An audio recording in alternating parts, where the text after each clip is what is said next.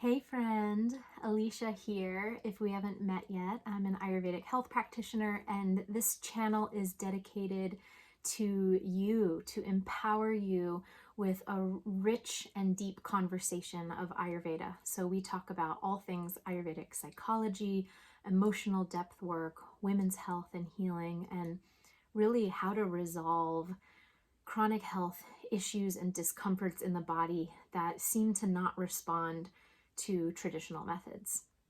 So if that sounds like you and you want to learn more, please make sure you subscribe to this channel and hit the little bell icon so you get notifications of when I upload videos, which is very regularly, at least weekly. So for today, I wanted to share on a topic that I spoke of in a recent community class. So every month we do live community classes for our online community. And you can also sign up for those in the description below. There'll be a link. But I wanted to pull out this little snippet of content because it's really empowering to understand the 4 stages of Ayurvedic treatment and how Ayurveda really sees us as an interconnected entity. Like we cannot be separated. Our physiological happenings of our physical body and our health, or our discomforts and our ailments, cannot be separated from what happened to you in your past as a child, how you've been able to emotionally regulate your nervous system. They're not separated from your spiritual self and your connection to the divine, the creator, however you connect to that energy that has been here before you existed and that will continue after you leave this body. So our emotional body, or the depths of our subconscious mind, is understood to crystallize into our physical form. So this is the foundations of Ayurvedic psychology. And said differently, the body, your body, is crystallized mind. So whatever has happened to you in the past, your experiences in life have all influenced the development of your physical state and condition that you're experiencing right now, in all the joys and all the discomforts and all the pleasures and all the pains. So in Ayurveda, there are these 4 stages. To put it simply, there are these 4 stages of treatment in Ayurvedic medicine. And these 4 stages aren't exactly linear, although I will present them to you today as sort of a linear way to think about it so that you can start to self-reflect and say, well, kind of where am I in this paradigm, and where do I need to go next for refinement or for healing in my journey? Now, again, they're also all happening simultaneously on top of each other.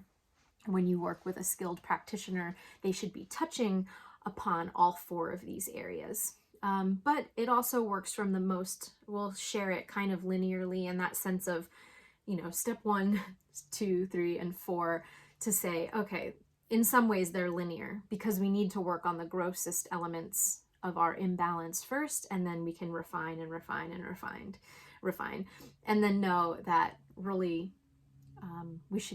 we end up kind of working on all of them at the same time. But anyway, let's go through the 4.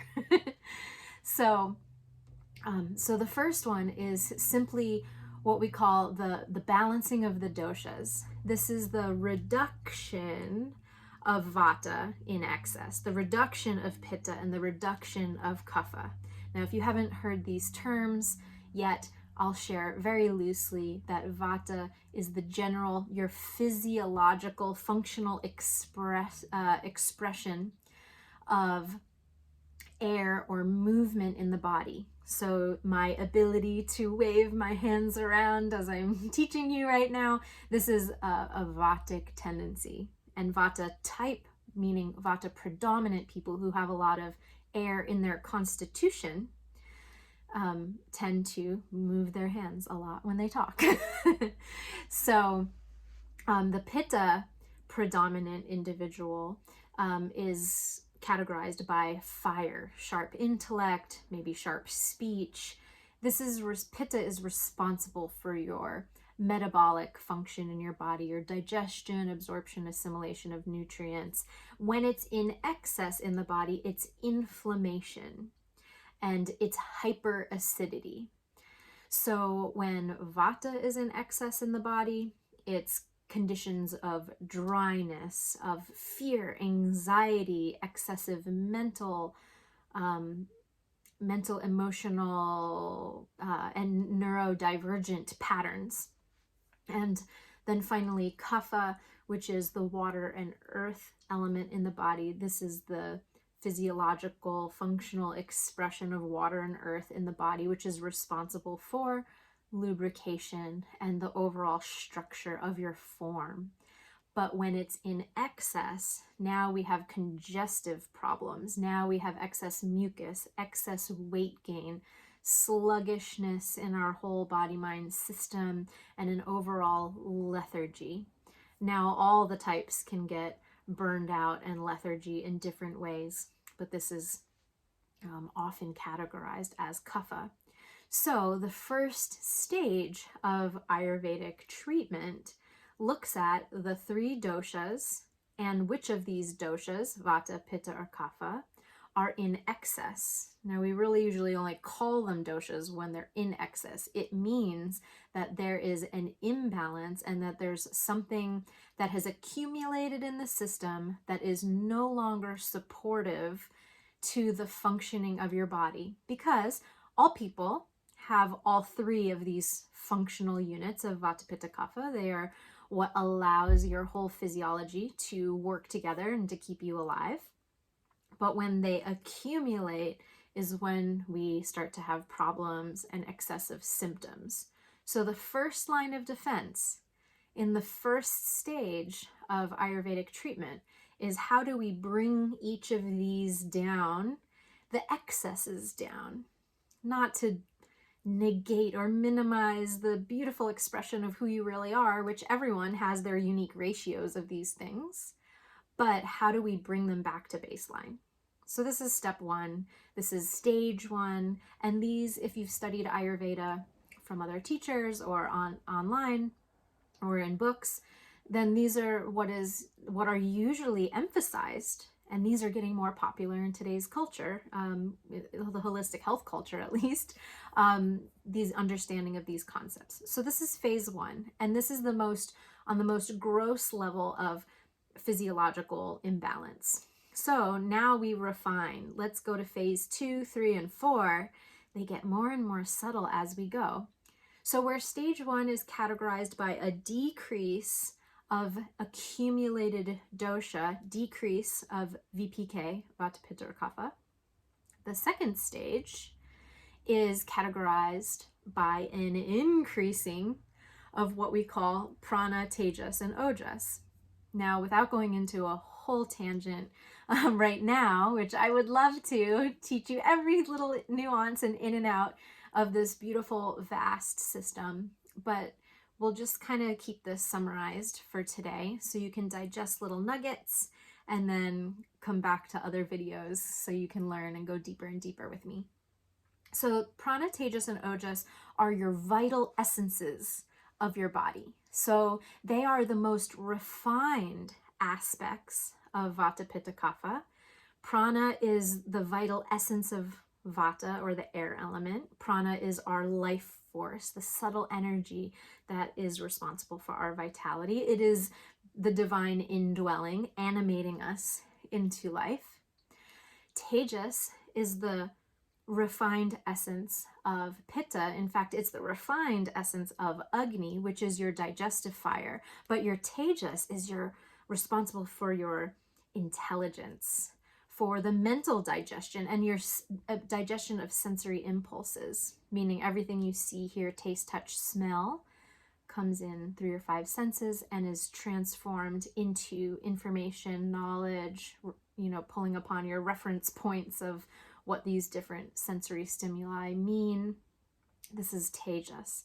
And then Ojas is the vital essence of Kapha, which is as it all boils down, it's essentially your strength and resilience, and often translated as your immune function. But it's a sense of stability. It's the stabilizer of your body, that allows you to be, it's responsible for your resilience and your strength. So in this second refined aspect of Ayurvedic treatment phases, we are now talking about increasing the vital essences, which are prana, tejas, and ojas. Now, these are responsible for the luster in your skin, for the glow in your eye, for that spark of life, of health, where it doesn't matter what environment you're in, you don't get sick, these kinds of things. So these are more subtle, as you can see, more subtle vital essences. So before I go on to 3 and 4, I want to hear from you. Please share in the comments below, what do you relate to in stage 1 and 2? Do you feel like already the 2 stages that I've connected with are probably where you're at in your healing journey? Or do you think there might be more for you, as we go? So just share in the comments, hey, I noticed just from what you described, I think I need help with my most basic, physical symptoms. That's probably going to fall in the realm of category 1, Vata, Pitta, Kapha. Or, hey, I'm realizing, I'm pretty good I'm not having major digestive flare-ups. I'm not having problems sleeping at night, which would all be category 1, or I'm not going under any major autoimmune disorders or etc. Nameable diagnoses. But in general, I keep getting sick a lot. I don't feel like I have an enthusiasm for life. I don't feel like I wake up with vigor and vitality. I don't feel strong. If that's the case, then you might be finding yourself needing more of this stage 2, what we're talking about, the enhancement and the strengthening of prana, tejas, and ojas. So just share with me in the comments below, which one do you see you're in need of right now? So moving on to stage 3, now is where we get even more refined. And in this stage, we're talking about harmonizing sensory impressions. So most of you who are listening to this, say if you've been practicing yoga or meditation for a long time, maybe you've been introduced to Ayurveda already and practicing some of the things, and you generally have more or less a handle on the things you're experiencing. But there's the next level of refinement. You're like, oh, but in meditation's really hard for me, or I find my focus, it's really hard for me to focus, or my mind is kind of all over the place and I just feel overstimulated by being in the city that I live in, or in the different work environments or social environments that I'm a part of. If that's you, you might be in this stage 3, which is the stage of Ayurvedic treatment that is focusing on more of a refinement now of your sensory impressions. So now we're trying to balance the mind and balance the senses. So as I said earlier, where tejas digests your sensory perception, you have to be very deliberate in stage 3. And I mean, again, all of these are happening simultaneously, need to be addressed simultaneously. But if someone's eating wrong, they just got to go back to the basics of stage 1. If your diet is fairly good, but your sensory impressions, the diet that you give your mind, is off for you, well, there's going to be a subtle accumulation of what we call mental ama, which is an accumulation of unsupportive waste that exists in our energy body. Because if we feed, our senses are constantly eating, our senses are constantly devouring our surroundings. Basically, everything that you see, taste, touch, hear, and smell, we call in Ayurveda Shabda, Sparsha, Rupa, Rasa, Gandha. These 5 inputs that we have. So every bit of light that comes into your eye and all the sensory impressions that come into your eyes, everything you hear, everything you taste, touch, and smell all need to be digested. And so if you're at the stage 3, where Ayurvedic treatment would now start to say, oh, if you want to enhance your meditation and your ability to cultivate a sattvic mind, which is a mind that experiences an equilibrium or a general harmony. It's not overactive and it's not underactive. So an overactive mind we call rajasic, an underactive mind we call tamasic, when there's not a lot of dullness or lethargy in the mind, or hyperactivity in the mind, or an oscillation between the two. Now this stage 3, we're starting to peel back the layers of this refined aspect of sattva, rajas, and tamas, and how do we cultivate more of a sattvic mind. Now, diet and, increase, strengthening the vital essences and everything, diet, herbs, exercise, all these things, and sleep, these all are going to influence your mind and your sensory abilities. But in this stage 3, now we're specifically giving you mantras and things to cleanse the mind. So you need to start to be more sensitive to the impressions that you allow to enter your senses, and start to allow yourself to create more harmony in the system. Now, I'll give you an example of this, because the first time that I ever went to a Vipassana meditation retreat, this experience was like really drilled home for me. Because in a Vipassana meditation retreat, it's a 10-day silent meditation retreat. And essentially during those 10 days, you are doing a sensory fast. So it's basically stage 3 of what I'm describing right now. You're doing a total sensory fast. You're not even making eye contact with another human. They take away all of your digital devices when you come in. No books, no journaling, no nothing. You're allowed one slow walk a day in nature. So it was just this stark contrast from me going to school and having tons of sensory input every day, and driving my car and going to work and interacting with lots of people. Can you imagine all the sensory inputs that happen in a day in the life in the city when you're working? Yes, of course you can imagine, because you're probably in that situation, right? So then when I first removed myself from that situation and went into a silent meditation retreat, now I had nothing else incoming. So it's just like when you do a fast and you're trying to cleanse your body, like you fast from food because if you keep putting in, the body never gets a break. So in stage 3, so I had this experience where the first 3 days of that 10 days, it was agitation, agitation, agitation. I couldn't sleep at night. And I was just like, what is going on? Because now all the sensory stimulus has stopped or dramatically slowed. But then I realized it was all the stuff buried under the surface was finally had space to go. And it was like these bubbles deep in the sea that were just slowly like coming to the top, and then they would just burst and get released.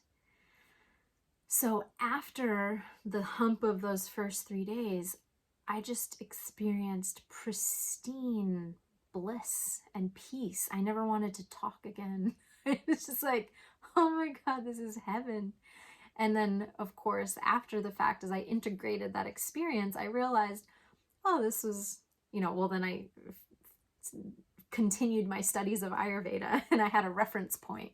And I was like, oh my gosh. So that was like the repatterning of the subtle energy. So this is stage 3, starting to harmonize the senses. And it doesn't have to be so dramatic as the example I just gave. You don't have to go to a 10-day silent retreat. I mean, most of us probably long for that in the modern day and age of like busyness, and we dream that that would be the solution. It doesn't have to be like that. Like there's a lot within your control that you can start refining your sensory impressions and harmonizing your mind at home, by not watching as much media, or there's not constantly scrolling on the phone, etc. So all that to say, stage 3 is about harmonizing the mind and starting to rewire the relationship that we have to the constant reaching outside of us, where we can reside more and more in the home of our own inner being. And that finally brings us to stage 4, which is the enhancement of consciousness. So what is that residing in the inner being? Residing in the perfect peace of the divine. This is one of the keystone foundational concepts of Ayurveda that is trying to bring us back home to remember who we really are. And so this stage 4 is about cultivating your unique spiritual connection in the way that's most authentic to you. But all 4 of these stages need to be addressed for the most whole, transformative healing to occur. Because healing is a funny word. How do you define healing? Healing, for some, is just the alleviation of symptoms. Well, if just the alleviation of symptoms is what you're after, then just focus on stage 1 of Ayurveda, or maybe even a little bit of stage 2. Like, I just want to get my luster back, I want to get my glow back, and I want to look good, and I just want to feel good so that I can keep doing whatever I want in life. And that's fine. Ayurveda can help you with that. But that is the most gross, on the spectrum of the gross, subtle, causal, and spiritual levels of existence. It's the most gross. And some of you watching this video will be totally satiated by doing that. But some of you might want to define healing in a different way. Maybe healing to you is to resolve some of those deeper impressions and imprints that have occurred as a result of the development in this life or other lives, through childhood even. And for you, you might crave like more of that refinement, more of that like real integration of the patterns and belief systems, and that you feel like are limiting the truth of your being. And for that, Ayurveda has a place for you as well, to foster that authentic, natural you to come to the surface, to share your, unique expression of who you really are, and also to foster the ultimate goal of human life, which is reconnection with your creator, with the divine being. And so Ayurveda has a place for you, and to take you all the way. And so I'll leave it at that for today. Thank you for being here with me. And if you want to learn more about Ayurveda and Ayurvedic psychology, there's a link in the description below this video to download my free Ayurveda and emotional healing guide. It's called The 8 Hidden Emotions That Might Be Harming Your Health. So this will kind of give you an introduction to Ayurvedic psychology and understanding some of the emotional realms, and how this system that I just described can be integrated and really